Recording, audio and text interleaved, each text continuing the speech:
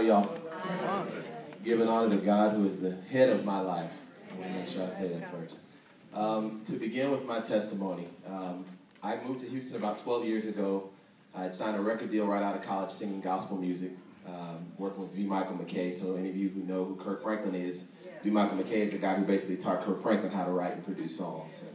Moved to Houston when I signed that record deal, thinking that I was on my way. And the record deal, I was young and naive and didn't really understand how the business worked. So when the label tried to replace my older brother in the group, I said, if he goes, I go. And they said, well, you know what? None of you can go, but we're going to freeze your 7-year contract out where you can't go and do anything else. So during that period of time, I moved here with no family. I moved here on faith. My brothers went back to Louisiana, where we came from. My dad was in the Air Force. And I found myself homeless. I lost everything because I had nothing I was riding on. Rather than putting my faith at that point in God, I was trusting in an opportunity to provide the destiny for me. During that period, I ended up living in 5th Ward for a period of time. And when I moved into the studio in 5th Ward, the owner of that studio was a drug dealer. He was a guy who sold drugs out of the studio there. And so as I would be in the studio making music, trying to get back on my feet to move forward, they would be doing things that they were doing illegally out of the studio. And as he became more and more involved in drugs and became addicted to the same drugs he was selling, he started locking the burglar bars to the studio. So while I was inside the studio in the middle of the night and needed to get out to food, I didn't have transportation. I'd lost literally everything that I had. He would be gone for days on binges, and I would be stuck inside that studio. It's like being in prison because literally it was burglar bars, and people would try to bring food to me and slide it through the bars so that I could eat. And then at night when I tried to stash the food, there were rats that would crawl through the studio and eat my food that I would have at night. So you're talking about somebody that thought that you had it all and understood that you had nothing. And when I was in the midst of that dark time, I asked God, I said, you know, as we all do, we tend to look at what we do and compare it to what other people do. So I said, well, Lord, I don't do drugs, and I don't drink, and I don't do this, and I don't do that. And God said, I don't care. You have your own sins that you have. You have your own things that I hold you accountable for, and I judge all sins equally. I said, well, why am I going through this? And as clearly as you guys are hearing my voice now, I heard God say, take very clear note of everything that you're going through. I want you to look at the studio. I want you to look at these people that are locking you in here like you're in prison. I want you to look at the days and days and days and days and days that you're going without eating. I want you to look at all these different things and remember them, take them to heart, because one day I'm going to bless you to win Grammys. I'm going to bless you to win Dove Awards. I'm going to bless you to win Stellar Awards. I'll bless you to have #1 albums. I'll bless you with all the success that you want. But it won't be for your glory. It won't be for your edification. You came here thinking that it was about you. But I'm going to take all those things that you've been through, and I'm going to use them to glorify me. So when you come out of that situation,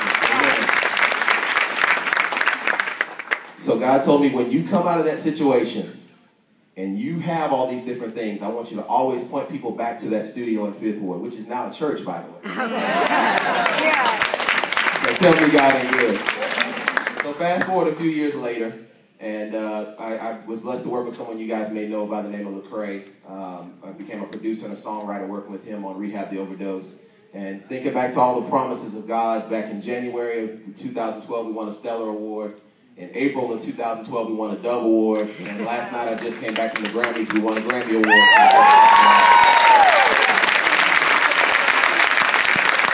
And to add to what God has already done there, I was also I'm the first Christian artist that was offered $1 million recording contract with Def Jam. All right. Def Jam is a label that has Rihanna and Jay-Z and Kanye and all these kind of people. So they are the antithesis to what we believe in terms of the music that they present. But God has called me to be an ambassador. He says, the testimony that I've given you, there's a world that needs to hear that, just like they're hearing all the negative things.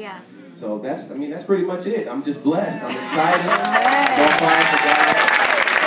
October 14th of last year, I accepted my call and appointment to being a pastor myself. I said, all right, God, you blessed me with everything else that you said. There's no reason for me to continue running from my calling. So I'm a pastor as well. And I was blessed by Pastor John Bowman. But just to bring it all home, randomly, just out of the blue, this man of God says, here at the church, never met me before in his life.